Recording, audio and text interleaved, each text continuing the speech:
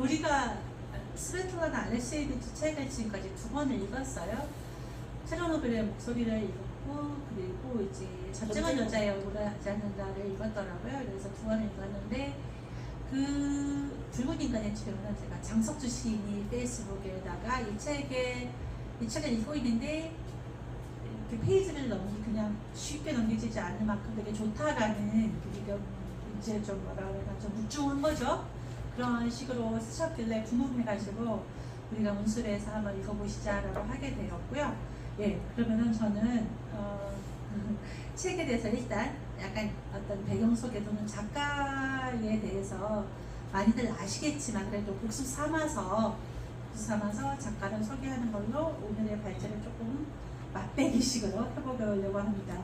그래서 여기 보니까 이제 이 책 여기 보시면 붉은 인간의 최후라고 제목이 되어 있고, 여기 책에 보시면 이제 그 부제처럼 세컨드 핸 타임 돈이 세계를 지배했을 때라고 되어 있는데요. 이거는 한국 출판사에서 아마 물론 작가 이 스베틀라나도 한국에 온 적이 있어요. 뭐 한 번이 아니라 뭐 여러 번 왔을 거예요. 그래서 옛날에 그 사람이다. 중학 고3 때 이분이 그때 서울대에서 무슨 포럼에 왔었어요. 그때 왔을 때 제가 그때 학교 빠지고 가겠다고 하는 건 제가 이제 만류했던, 지금 보면은 좀 후회스러운 것 같아요. 그래 학교가 뭔지 이렇게 막 학교 생활을 열심히 하라고 막 강요하는데 결론적으로 자기가 자기 가고 싶은 길을 가는 거죠. 그래서 그때도 왔고 아마도 이후에도 몇 번씩 스베틀라나 알렉세이비치는 한국에 오신 것 같아요. 그러면 되게 인상이 좋으시죠? 1948년생이십니다. 네, 이제 아까 제가 앞서서 말씀드린 것처럼 이제 전 세계적으로 이렇게 경륜이 많은 여성 작가들이 굉장히 이렇게 작품들이 돋보인다라는 생각을 좀 해보고 있고요. 제가 이제 이게 어느 나라에 올는지 모르겠으니까 이 작가가 벨라루스에서 태어났단 말이죠. 그리고 이제 우크라이나에서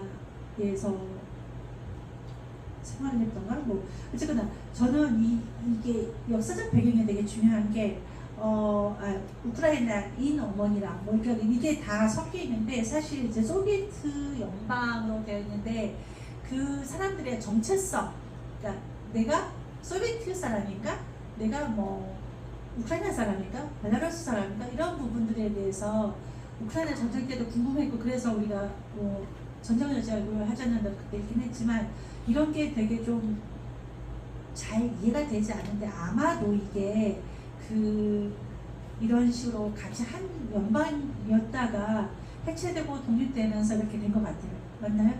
네, 그런 거겠죠? 그렇기 때문에 하고 알렉시에비치는 여기 작품에서도 비슷한 말을 해요. 저는 보통의 일상적인 삶이 얼마나 흥미롭고 경이로운지도 느끼게 됩니다. 인간의 진실은 무수히 많습니다. 역사는 사실에만 관심 있죠. 역사적 관심의 영역에서 감정은 배제됩니다.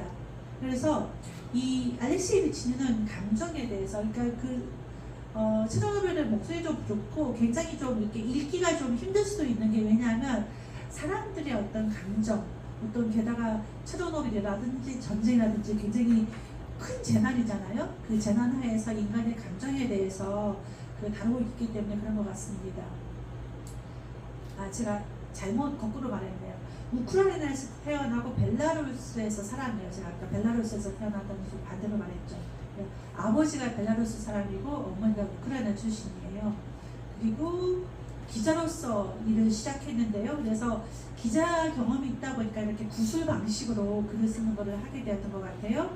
91년 독일 군계 이후에 루카센코 정권을 비판하면서 위임을 사게 되었고요. 그리고 벨라루스를 떠나서 여기저기에서 약간 망명을 하게 되었습니다. 그리고 반체제 작가로 주목을 받아서 2007년에는 펜상을 수상하게 됐고요. 11년에 이제 벨라루스 민스크로 돌아옵니다. 그리고 2015년에 드디어 노벨 문학상을 받게 돼서 세상에 이 스베틀라나 알렉세이비치가 많이 알려지게 되죠. 그리고 또 2020년에 벨라루스에서 시위가 발생하니까 시위대를 지지하게 되고 또 정부 당국의 조사를 받고 또 독일로 떠납니다. 그리고 가까이 있는 2027년에 우크라이나 침공에 대해서 러시아, 벨라루스까지, 그러니까 벨라루스에서 쭉 많이 살았던 것인데 뭐 해외로 많이 이제 망명을 가기도 했지만 그렇지만 이제 벨라루스가 아무래도 자기 보국이라고 생각하니까 이제 그 자기 나라가 이렇게 잘못하는 것에 대해서 비판을 많이 하게 되죠. 참 이런 게 얼마나 큰 자기 사실은 좀 이제 목숨을 거한 어떤 용기를 내는 것인데 이게 얼마나 또 대단한가 싶어요. 사실 대작가니까 뭐 사회적으로 이제 많은 이제 존경을 받고 또 이제 보호를 좀 이제 받을 수도 있겠지만 그래도 어느 정도의 어떤 이제 뭐 지금 뭐 러시아 정권이 또 이렇게 무섭잖아요. 무서운데 이렇게 목소리를 낼 수 있다는 게 굉장한 용기가 아닌가라고 생각합니다. 특히 우크라이나 침공에 대해서 뭐 전 세계에서도 그렇게 권력을 가진 나라들이 그렇게 목소리를 못 내잖아요. 그렇지만 이제 그 목소리를 냈죠. 그래서 여기 맨 마지막 달려보면 나는 내가 해야 할 일을 할 뿐이다. 그냥 앉아서 전쟁과 평화를 쓰는 것이 아니다. 그렇게 해서 뭔가 아주 그 적극적으로 발언도 하고 이제 푸틴에 대해서 아주 그 전 세계가 푸틴에 대항해 다들하지 않으면 모두 멸망할 것이다라고 하면서 강력하게 그 푸틴을 이제 아주 비판을 세게 합니다. 그래서 그는 제가 이렇게 이것저것 해서 좀 말이 반복될 수 있어요. 그렇게 해서 그냥 봐주셔. 그 점은 좀 이제 이해해 주시길 바래요. 이게 책 날개에 이 스베틀라나 알렉세이비치의 삶에 대해서 쭉 정리를 또 잘해가지고 그 고스란히 또한 반복되지만 좀 가져와 볼 거예요. 이는 또 스베틀라나가 책을 냈을 때 여러 책들이 그 권력이나 이런 데들에서 여러 가지 그 출판이 잘 안 되는 그런 식의 어떤 어려움이 있었죠. 1983년 전쟁은 여자 얼굴을 하지 않았다 할 때도 출간되기가 어려웠어요. 왜냐하면 전쟁에 참여한 소비에트 여성들에 대해서 영화하거나 긍정적으로 한 게 아니라 그들이 어떤 어려운 점, 아픈 것 본해를 주목했기 때문에 그래서 이제 출간이 한동안 안 되다가 나중에다가 이제 출간되고 나서는 전 세계적으로 굉장히 많이 팔렸습니다. 저희도 사서 읽었죠. 붉은 인간의 최후는 소련 붕괴 이후에 20년 후 붉은 인간이라 명명된 사람들의 실망과 상실과 욕망을 추적한 대작이다 라고 되어 있습니다. 여러 가지 상도 받았고요. 그 스베틀라나 알렉세이비치에 대해서 다시 그 인터넷에 나온 것을 좀 옮겨와 봤습니다. 이 중에서 이게 2015년에 노벨 문학상을 받으면서 그때 그 하면서 그리고 나서 노벨 문학상을 받고 나서 그 우크라이나 전쟁 때 있어서 그 벨라루스가 그 이렇게 도왔잖아요.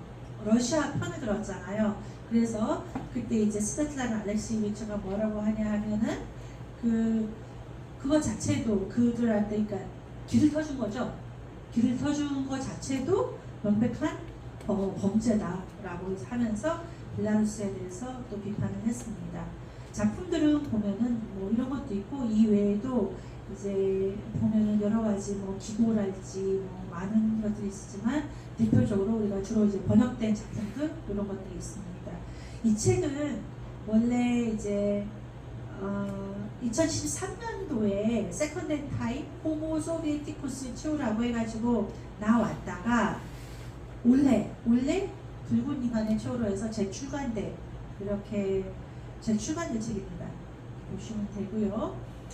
노벨문학상을 받을 때, 그러니까 2015년이죠. 그때 이제 신문 기사를 보면은 그 당시 이제 스웨덴 노벨위원회에서는 그 스베틀라나에 대해서 뭐라고 했냐면은 다성 음악과도 같은 그의 저술들은 우리 시대의 고통과 연결을 기록한 기념비들이다라고 선정사를 밝혔어요. 이 다성 음악이라는 것은 코러스 노벨, 코러스 소설이라는 그런 식의 얘기를 하죠.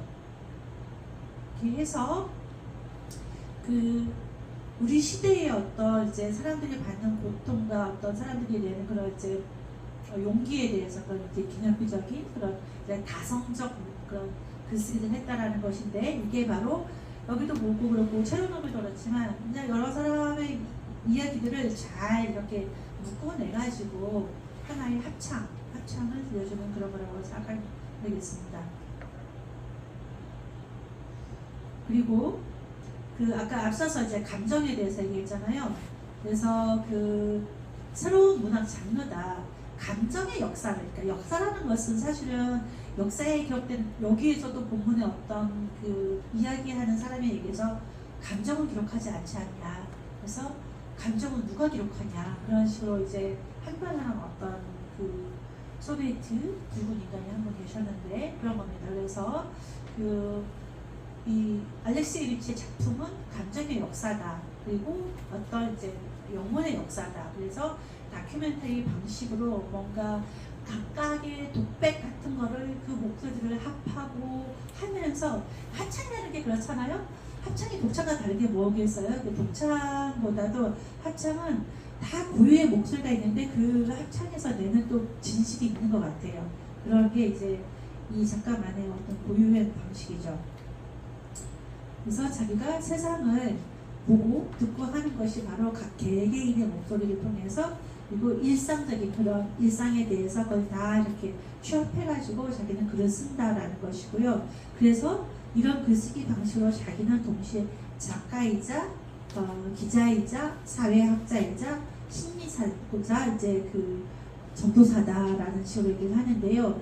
즉 여기서 작가는 무엇인가라고 했을 때 그러면은 알렉시에비치가 생각하는 작가는 무엇인가라고 했을 때 작가의 정체성은 단지 글을 쓰는 사람이라는 식으로만 생각하는 것 같지 않아요. 여기서 말한 것처럼 뭐 라이터, 뭐 리포터, 소시올로지스트, 사이클로지스트, 프리처 이렇게 하는 게 자기가 생각하는 작가상이 결과적으로 심리치료사까지도 되는 거죠. 그러니까 이제 뭐 글을 쓰기를 통해서 또는 사람들이 인터뷰를 했을 때 막 말을 하면서 여기 또 보면 중간중간에 막 화를 내거나 말이 멈춰지거나 울거나 이렇게 굉장히 많이 나옵니다.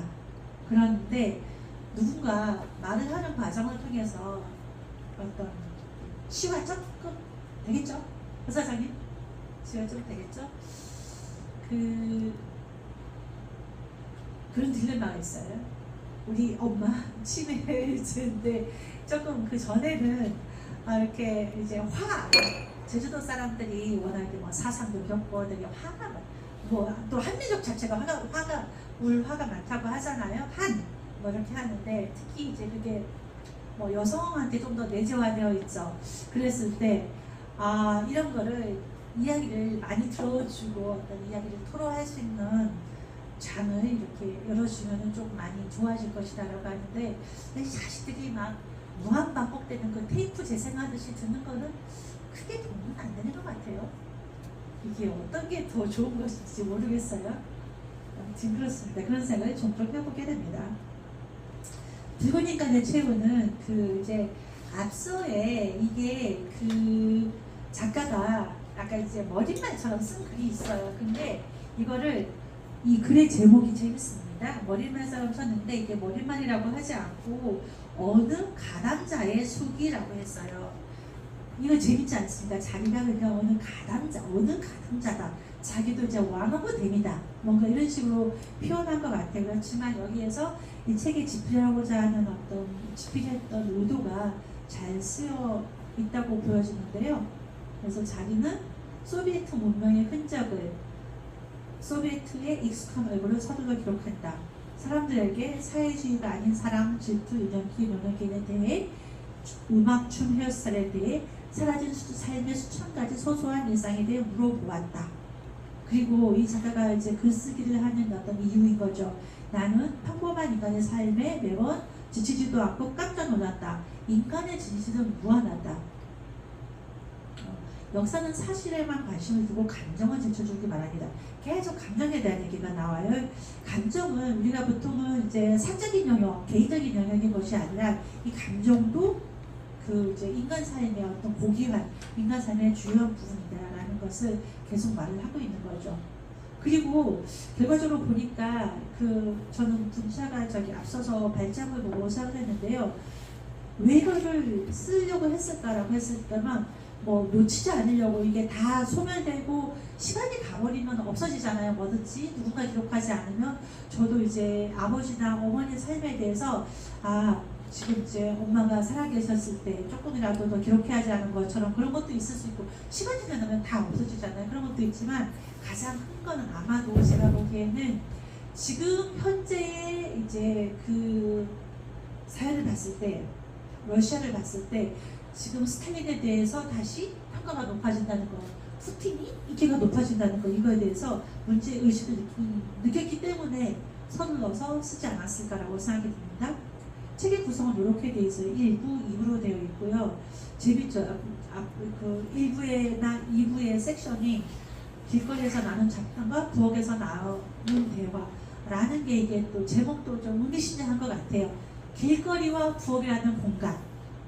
길거리는 사람들을 이렇게 사회를 쉽게 이제 뭐 장에 가든지 어디 가든지 만나서 그런 거고, 부엌이라는 게 여기도 어느 인터뷰에서 그런 게 나오는데요. 부엌이 그냥 밥만 먹는 공간이 아닌 거예요. 부엌이 여기서 그런 게 나오니까 이제 그 부엌에서 모든 걸 다 있다. 이것저것, 그러니까 사람도 만나고, 뭐 물론 밥도 먹지만 토론도 하고, 뭐 세상 걱정도 하고, 싸우기도 하고 해서 부엌이라는 공간이 되게 특별하더라고요. 그래서 이렇게 하고, 일부는 붉은색으로 장식된, 일부는 붉은색으로 장식되지 않은 그런 사람들에 대한 이야기를 하고 있습니다. 제목 제가 아침에 카톡에 물어봤을 때 이사벨스만 그 대답을 해주셨는데요. 참가상 이런 구절이 있더라고요. 그래서 제목이 아마 제가 러시아 말을 모르는데 글자 수를 봤을 때 세컨드 핸드 타임 같아요. 그쵸? 그러니까 이게 부제, 여기 지금 붙어 있는 부제는 원래 작가는 안 쓴 것 같아요. 그래서 뭐 세컨드 핸드 타임인 것 같은데, 그게 여기 그 어느 가담자 수기에 보면은 100년이 지난 오늘 미래는 또다시 있어야 할 적이 없다. 바야흐로 세컨드 핸드 시대가 도래하고 있다. 이렇게 됐잖아요. 그러니까 푸틴이 인기가 다시 높아지고 스탈린 얘기가 나오는 거 보면서 작가는 끔찍하다고 생각했을 것 같아요. 제가 아까 카톡에 옛날에 그 미스터 존스였나? 그 영화 제가 그 링크를 아까 올렸는데, 응? 제가 그 아까 제목이 뭐였더라? 카톡에 올렸는데요. 그 영화가 그 한국에 개봉한 영화였는데, 그게 바로 아까 그 스탈린의 그 이제 대기근 때 우크라이나 그 영국의 저널리스트인데 실화예요. 그 사람이 어쩌다가 그를 우연히 알게 되어서 혼자 취재를 간 거예요. 취재를 갔는데 정말 엄청나게 사람이 죽어가는데 누구도 진실을 알려지지 않고 막 사람들이 먹을 게 없어가지고 결과적으로 막 사는 고기도 먹는, 인육을 먹는 그런 식의 거를, 그게 영화에 나와요. 근데 이 사람은, 이 저널리스트는 그걸 나중에 와서 알리려고 하는데 자기가 아니면 나중에 어떻게 살해를 당하는 것처럼 그렇게 돼요. 알게 모르게 죽게 돼요. 그러니까 이제 그런 식으로 해서 스탈린이 얼마나 끔찍한 일을 했냐라는 그런 거를, 그러니까 그 시대를 안 겪어본 사람들도 역사적으로 정말 뭐 얼마? 아사자가 얼마였죠? 거의 뭐 몇백만 명이 아사를 했다는 거는 뭐 어마어마한 일이잖아요. 그러니까 그 우크라이나가 되게 곡창지대인데, 곡창지대 사람들이 자기네들은 못 먹고 다 해서 굶어 죽는다는 게 얼마나 슬픈 일입니까? 그러니까 정치라는 게 정말 끔찍한 비극을 할 수 있는 건데, 그랬을 때 세컨드 핸드 타임이라는 것은, 아니 지금 우리는 미래로 나아가야 되고 미래를 살아야 되는데 중고, 그러니까 옛날 거를 과거가 다시 돌아온다는 그런 뜻이 아닐까 싶어요. 우리가 지금 어떤 정권에서는, 제가 어느 정권이라는 말하지 않겠습니다. 문수건 정치적인 얘기를 하면 안 되죠. 우리는 정치적인 모임은 아니니까. 어떤 정권에서는 여러분은 그런 느낌을 가지실 거예요. 아니 지금이 박정희 시대인가? 지금이 뭐 어느 시대인가? 이게 우리가 1960년을 살고 있나? 뭐 그런 마음을 가지실 때가 있을 것 같아요. 후지지? 그런데 이제 그게 괴로운 것은 아마 이 소비에트 이후에 지금 사는 사람들도 그런 것 같아요. 그러니까 뭔가 우리가 이를테면 민주주의라는 것을 경험을 했어. 근데 그리고 언론의 자유? 내가 막 떠들 수 있는 자유를 가져갔어요. 집회, 결사의 자유를 다 해봤는데 갑자기 이런 것들이 없어진다면 지금 없어졌다는 것은 아니에요. 없어진다면 얼마나 괴롭겠죠. 그런 것 같아요. 그래서 아예 쭉 어느 나라처럼 뭐 되게 독재로만 쭉 해서 살아왔으면 그냥 뭐 그러려니 하고 길들여질 수도 있는데 그런데 이제 그러니까 어쨌거나 다시 말하면 제가 말이 좀 길었는데 감정이 개입됐나 봅니다. 그 세컨드 타임이라는 제목을 하게 된 까닭은 왜 지금 왜 과거를 다시 중고로 반복해서 살고 있냐라는 작가의 문제시지 않나라고 생각이 듭니다. 그리고 한국어 제목에는 돈이 세계를 지배했을 때인 거예요. 그러니까 고르비가 기업 개방을 하고 난 다음에 여기 앞부분에 엄청 생생해요. 막 이제 사람들이 엄청 혼란을 느끼는 게 막 우리는 엄청 열심히 공산당을 위해서 하고 막 나의 개인의 삶도 다 포기하고 열심히 살았는데 어찌저찌 해가지고 운 좋은 놈, 뭐 장사 잘하는 놈, 재수 좋게 해가지고 뭐한 사람들이 막 금시계 차고 다니고 롤렉스 금시계 롤렉스 차고 다니고 차 몰고 다니니까 이 뭐 대학 교수를 했고 이런 사람들은 청소부를 해도 자기 먹을 게 없고 어떤 사람은 아침에도 감자, 점심에도 감자, 저녁에도 감자를 먹으면서 끼니를 때웠다라는 어떤 인터뷰도 있어요. 그러니까 아마 상대적으로 그러겠죠. 아니 나는 평생 정말 공부도 열심히 하고 대학에서 가르치고 공산당의 모든 걸 다 따르고 했는데 어느 날 보니까 나는 손에 아무것도 없고 남들은 멋진 아파트에 다 잘 살고 있어. 상대적 박탈감이 그러고 이런 부분들 그리고 지금 세대 자라나는 젊은 세대들은 당신들이 뭔데 당신들은 구시대 이제 그런 걸로 생각하고 또는 어디 작가가 봤을 때 이제 뭐 레닌 뭐 배지 훈장 그런 거를 어떤 패션으로 그쵸 티도 있고 이제 패션으로 막 하고 다니는 젊은이들을 보면서 저들은 도대체 공산주의가 뭔지 알고서 하나 그게 패션이 된 거죠. 네 그렇습니다. 그래서 이 책은 말씀드린 것처럼 이제 18년도 13년도에 출간이 됐는데 그리고 이제 구글에 보니까 영어 제목은 Second Time The Last of the Soviet라고 되어 있습니다. 소비에트인의 최후라고 되어 있고 우리 한국말로는 좀 더 멋있게 하려는데 붉은 인간으로 소비에트인을 붉은 인간의 최후라고 바꿨죠. 이거 원래는 아마도 그냥 세컨드 타임이었던 것 같고요. 그래서 이거는 인터뷰를 이 책의 91년부터 2012년까지 쭉 1000명이 넘는 사람들을 합니다. 그래서 뭐 러시아 사람들의 어떤 그 자화상 이런 부분들을 쭉 하죠. 그래서 조금만 책 속으로 살짝만 들어가고 이제 마무리를 하겠습니다. 자유에 대해서 많이 나와요. 왜냐하면 공산주의 그 체제가 어쨌거나 붕괴하고 이렇게 된 다음에 갑자기 자유가 주어졌단 말이죠. 그래서 자유를 했는데 자유가 뭔가 봤더니 자유가 돈이었던 거예요. 근데 저도 잘할 때 그런 생각을 했던 것 같아요. 제가 맨날 여러분들한테도 말하죠. 제주도에서 살면서 너무 가난했다고. 요번에 우리 여기 한강에서 박혜영 교수님 모시고 커먼즈 강의를 했는데 빈곤의 4가지를 얘기하는데 제가 다 체험해본 빈곤이더라고요. 그러니까 제주도에서는 다 가난했을 때 그 빈곤이 다 가난했을 때 빈곤함을 별로 안 느꼈어요. 그러니까 나도 못 살고 나도 꽁보리밥 먹고 옆집도 꽁보리밥 먹고 뭐 다 하는데 뭐가 그리고 아무렇지도 않았는데 좀 더 지나니까 제주도도 이렇게 세계화되고 막 하면서 농업이 다 망가졌단 말이죠. 붕괴되고 하면서 돈이 우리가 부자가 될 가능성은 없는데 어쨌거나 돈이 있어야 막 대학 오고 하면서 돈이 있어야 내가 그만큼 더 잘 살 텐데 그쵸? 왜냐면 하다못해 간단히 뭐 등록금이 없으니까 알바해서 뭐 돈을 벌어야 되잖아요. 지금 대학생들도 그렇지 않겠어요? 부모님이 중산층이거나 부모님이 돈이 있으면 야야야 그 뭐 알바의 시간을 그냥 해외 가서 뭐 어학연수나 해 교환학생이나 가 그러지. 근데 뭐 그런 여건이 안 되는 학생들은 계속 알바하면서 학비 마련하고 학점 안 나오고 그렇죠? 그런 식의 어쨌거나 말이 좀 길어졌습니다만 독일 자유를 살 수 있죠. 우리가 그 이제 소비에트가 무너지고 나서 많은 사람들은 자유가 뭔가 싶었는데 결과적으로 좋은 집, 좋은 차, 좋은 뭐 청바지도 많이 나와요. 그런 것이 자유가 위대하신 소비 전화였다. 그런 얘기가 나오는 거예요. 슬퍼요.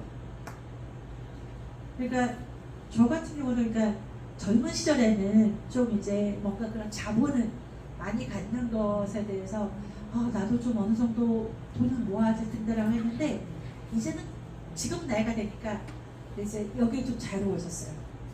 그렇죠. 이제는 돈 없어도 여기 친구들이 있으니까 뭐 먹을 거 없으면 허 사장님한테 가서 뭐 좀 밥 사줘서 하면 되니까 저는 이제는 걱정이 없어졌어요.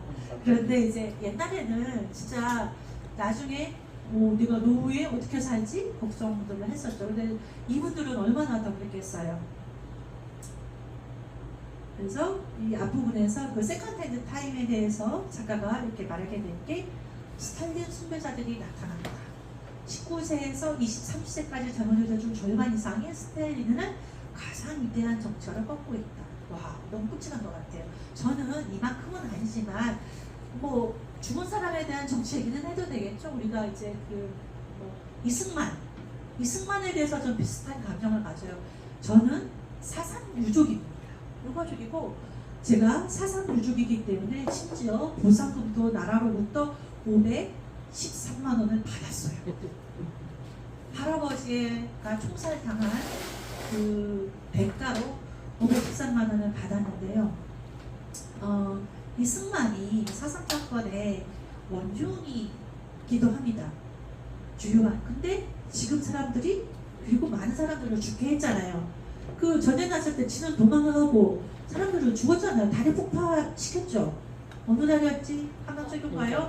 폭파시켰죠. 나쁜 놈 아닙니까? 근데 그를 건국의 아버지, 국부로 만드는 어떤 뉴라이트 뭐 그런 극우 세력들이 있습니다. 그런 게 아마 지금 이제 스탈린을 우상화하는 거랑 뭐 스탈린만큼까지 나쁜 사람은 아니지만 뭐 1000명을 죽이거나 뭐 100만 명을 죽이거나 물론 차이는 있습니다만 어쨌든 그렇다는 겁니다. 그래서 그 뭐 붉은 인간의 어떤 그러니까 여러 가지 에피소드들 중에 굉장히 많으니까 꼭 읽어보시길 바라고요. 오늘 아침에 요 장면 있다가 좀 마음이 되게 아팠어요. 그러니까 어느 되게 감수성 예민한 어떤 14살 아들이 자살해서 죽었는데 이 아이한테는 이 어떤 희생, 죽음, 뭐 족을 위해서 뭐 이런 게 굉장히 멋져 보이게 그렇게 자라왔던 거예요. 그러니까 어느 순간인가 그거를 죽음을 선택한 거예요. 그 엄마의 후회 이런 것들이 굉장히 나오죠. 또 페데스트로이카에 대한 것도 얘기가 많이 나옵니다. 고르비아에 대한 얘기가 굉장히 많이 나와요. 그 어느 사람은 이렇게 얘기를 했더라고요. 소비에트 붕괴가 탱크와 미사일로 정복당해서 붕괴된 것이 아니라 부패했기 때문에 이 정도 많이 생각해보니까 사람들이 개개인의 자본주의가 들어오고 막 하는데 자기의 부를 축적하고 자기의 욕망을 저기 하기 위해서 막 달려왔을 때 그것이 바로 더 이제 부패 금방 이제 붕괴할 수 있는 어떤 그런 것이 되지 않았을까. 그래서 나중에는 공산주의에 대한 혐오자들도 생기는 거죠. 빨간색도 싫어한대요. 주변에도 한국에도 다른 이유로 빨간색 사는 사람도 계실 것 같아. 제가 조심할게요. 고르바초프에 대해서는 굉장히 얘기가 많이 나옵니다. 그래서 평가로 그 정말 아까 리사벳 쌤이 그랬네. 고르비에 대해서 얘가 뉴스파이 하냐 뭐 이런 것부터 그렇다면 그래도 막 친근하게 뭐 고르비라는 애칭도 나오잖아요. 그래서 그런 것도 있지만 뭐 다양한 그런 감정들이 있는 거죠. 아무튼 그 붉은 인간에 대해서는 이런 건 참 슬픈 것 같아요. 여기 또 서문에 있는 건데요. 인간은 어떤 위대한 사상 때문이 아니라 그냥 살고 싶어 한다. 하지만 러시아인들은 그냥 살아본 적이 없다. 항상 전쟁 중에 이거나 전쟁을 준비하다. 다른 방식으로 살아보지 못했다. 전시심리가 탄생하고 이거 얼마나 슬프니까 우리가 지금은 그런 시대를 좀 벗어났다는 것이 그리고 지금 전쟁이 없다는 것을 우리가 굉장히 한국이 사실 그럼에도 불구하고 경기도 불황이고 하지만 잘 나가잖아요. K컬처가 있고 그래도 그나마 세계에서는 경제 수준가 높은 게 전쟁이 없기 때문에 이게 가능한 거 아니겠어요? 근데 이 책이 어떤 책일 것이다 라는 소개 정도로 이해를 해주시면 좋겠고요. 그래서 저는 그냥 우리가 조금만 그래도 이제 좀 더 다관을 하면서 얘기를 나누고 싶은 거는 지금 러시아 현실과 우리 현실에 대해서 아무래도 이 책을 읽으면서 지금도 이제 우리는 세컨드 타임은 안 살고 있나? 라는 생각도 한번 해보게 되고요. 그리고 그래요. 이제 뭔가 신념을 위해서 사는 사람들이 있죠. 그리고 이제 그렇게 살 수밖에 없는 사람들도 있고 근데 저희는 요즘은 우리 한국 사람들은 거의 이제 개인화된 그래도 개인의 어떤 행복을 추구할 수 있는 그런 여건이 대부분 되고는 있는데 또 그렇지 않은 사람들도 있을 수 있는 것 같아요. 다른 측면에서 혹은 자본주의 혹은 물질주의가 신념인 사람들도 꽤 있을 거예요. 그러면은 그거는 또 신념의 노예가 되는 거죠. 그것도 뭐 하여튼 그런 부분에 대해서 여러 가지를 좀 얘기를 나눠보면 좋겠습니다. 그래서 아까 말씀드린 것처럼 다음 모습은 뭐처럼 한번 제가 우리가 이제 일요일날 해서 일요일에 저녁 못 오시는 분들한테도 좀 배려할 겸 한번 요거는 다음 모임을 한번 토요일에 한번 해보자 싶어서 이렇게 잡고 다음에 이 책 얘기도 조금 더 하겠습니다. 마치겠습니다. 감사합니다.